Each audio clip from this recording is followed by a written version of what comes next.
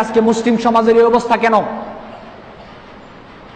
বাংলাদেশের মানুষ এখন তাদের ধর্মীয় কালচার, তাদের ধর্মীয় নিয়ম নীতি পালন করা তো দূরের কথা, উল্টো আরো মুসলিম পরিচয় দিয়ে হিন্দু বৌদ্ধ খ্রিস্টানদের সংস্কৃতি এখন মুসলিম সমাজ পালন করছে।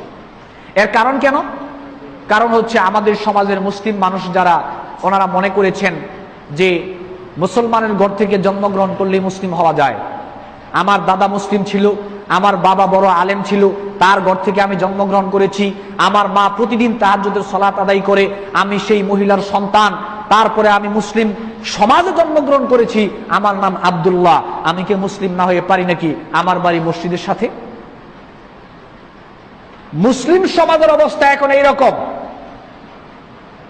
আমার বাপ মুসলিম ছিল, আমার দাদা মুসলিম ছিল, মুসলিম সমাজে জন্মগ্রহণ করেছি, মুসলিম পরিবারে জন্মগ্রহণ করেছি, মসজিদের পাশে আমার বাড়ি, আমার নাম আব্দুল্লাহ, আমি কি মুসলিম না হয়ে পারি নাকি? এই হলো আমাদের ধারণা। তো মুসলিমের ঘরে জন্মগ্রহণ করলে যদি আপনি মুসলিম হন, তো নূহ আলাইহিস সালামের ছেলে কাফের কেন? উনি তো নবীর ছেলে ছিল। নূহ আলাইহিস সালাম তো নবী ছিল, ওনার ছেলে কাফের হলে কেন? মুসলিমের ঘরে জন্মগ্রহণ করলে যদি মুসলিম হওয়া যায়, তাহলে নবীর ছেলে কাফের কেন? এটা তো আপনার কাছে আমার প্রশ্ন। ডাক্তারের ঘর থেকে জন্মগ্রহণ করলে কখনো ডাক্তার হওয়া যায় না, ইঞ্জিনিয়ারের ঘরে জন্মগ্রহণ করলে কখনো ইঞ্জিনিয়ার হওয়া যায় না, একজন আলেমের ঘরে জন্মগ্রহণ করলে কখনো আলেম হওয়া যায় না। হ্যাঁ, যতক্ষণ পর্যন্ত সে ওইগুলো অর্জন না করবে ততক্ষণ পর্যন্ত সে এইগুলো হতে পারবে না। তদ্রুপ মুসলমানের ঘরে জন্মগ্রহণ করলেই মুসলিম হওয়া যায় না, এটা অর্জন করার ব্যাপার, এটা উত্তরাধিকারী সূত্রে পাওয়া যায় না যে আপনি ভুইয়া বংশে জন্মগ্রহণ করলেন, ভুইয়া হয়ে গেলেন, চৌধুরী বংশে জন্মগ্রহণ করলেন, চৌধুরী হয়ে গেলেন, খান বংশে জন্মগ্রহণ করলেন, খান হয়ে গেলেন। ব্যাপারটা এরকম নয়। মুসলমানিত্বর ব্যাপারটা হলো এটা অর্জন করার ব্যাপার, আপনাকে এটা অর্জন করতে হবে, বুঝে শুনে জেনে তারপরে আপনাকে এটা অর্জন করতে হবে। আজকে বাংলাদেশের মুসলিম সমাজ মনে করেছে মুসলমানিত্বটা উত্তরাধিকারী সূত্রে পাওয়া যায়, যার জন্য সে ইসলাম ধর্মের নিয়ম নীতি মানা তো দূরের কথা, হিন্দুদের সংস্কৃতি নিয়ে মানার জন্য সে এখন উঠে পড়ে লেগেছে। এটা আমাদের সমাজের অবস্থা এখন। এজন্য আমার বক্তব্যের বিষয় ছিল পহেলা বৈশাখ ও আমাদের অবস্থান। পহেলা বৈশাখ এবং মুসলিম সমাজ কোন অবস্থানে আছে এখন পহেলা বৈশাখকে কেন্দ্র করে। সূরা মায়েদার 3 নং আয়াতে আল্লাহ সুবহানাহু ওয়া তাআলা বলেছেন, আল ইয়াউমা আকমালতু লাকুম দীনাকুম ওয়া আতমামতু আলাইকুম নি'মাতি ওয়া রাদিতু লাকুমুল ইসলামা দীনা। আমি তোমাদের জন্য ইসলাম ধর্মকে পরিপূর্ণ করে দিলাম, মনোনীত করে দিলাম, নির্দিষ্ট করে দিলাম। এখন ইসলাম ধর্ম মানে কি? ইসলাম ধর্ম হলো নিয়ম নীতির নাম, যেই নিয়ম নীতিটা স্বয়ং আল্লাহ সুবহানাহু ওয়া তাআলা উপর থেকে দিয়েছেন, দুনিয়ার কোনো মানুষ দেন নাই। এটা হলো পরিপূর্ণ। আপনার সংস্কৃতি কিভাবে চলবে, এই সংস্কৃতিটা ইসলামে রয়েছে। আপনার অর্থনীতি কিভাবে চলবে, এটা ইসলামে রয়েছে। আপনার সমাজনীতি কিভাবে চলবে, এটা ইসলামে রয়েছে। আপনার রাজনীতি কিভাবে চলবে, এটা ইসলামে রয়েছে। সংস্কৃতির দিক দিয়ে ইসলাম পরিপূর্ণ, অর্থনীতির দিক দিয়ে ইসলাম পরিপূর্ণ, সমাজনীতির দিক দিয়ে ইসলাম পরিপূর্ণ। এভাবে গোটা মানব জাতির জন্য যা কিছু প্রয়োজন সমস্ত কিছুর দিক দিয়ে ইসলাম পরিপূর্ণ। আল্লাহ এটা পরিপূর্ণ করে দিয়েছেন।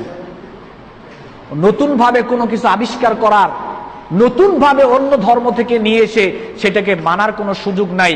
আপনার যাবতীয় জীবন চলার জন্য যা কিছু প্রয়োজন সবকিছু আপনি ইসলামে পাবেন, সবকিছু আপনি ইসলামে পাবেন। সহিহ বুখারীতে এসেছে, রাসূল সাল্লাল্লাহু আলাইহি ওয়াসাল্লাম বলেছেন, মা আহদাসা ফি আমরিনা হাযা মা লাইসা মিনহু ফাহুয়া রাদ্দুন।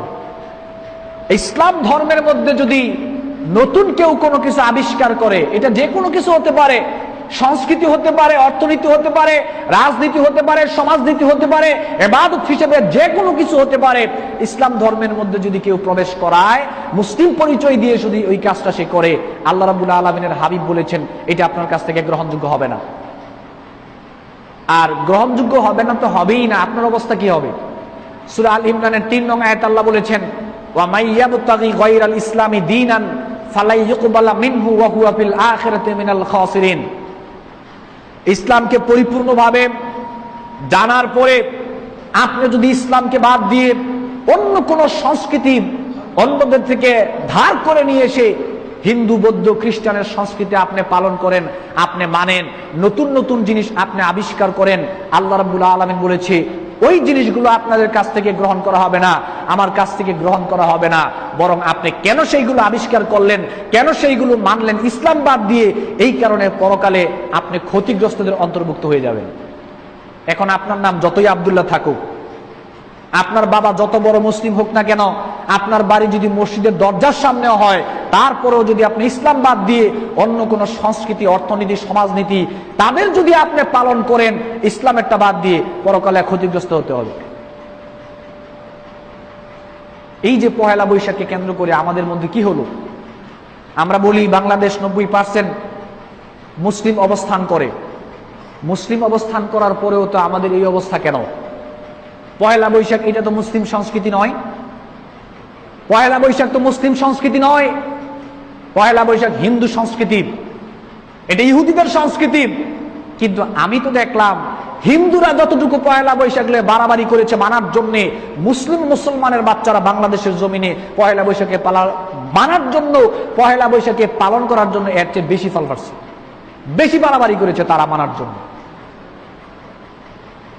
মুসলমানের বাচ্চারা এই পহেলা বৈশাখে বাংলার জমিনে পালন করার জন্য উঠে পড়ে লেগেছে, অথচ এটা হিন্দু সংস্কৃতি।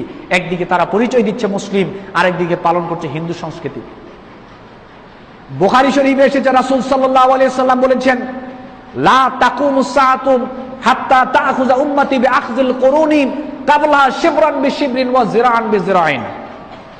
ততক্ষণ পর্যন্ত কিয়ামত হবে না যে পর্যন্ত না উম্মতে মুহাম্মদী যারা তারা ইহুদি খ্রিস্টানদের সংস্কৃতি তারা হারে হারে 100 পর্যন্ত না পালন না করবে, ততক্ষণ কিয়ামত হবে না।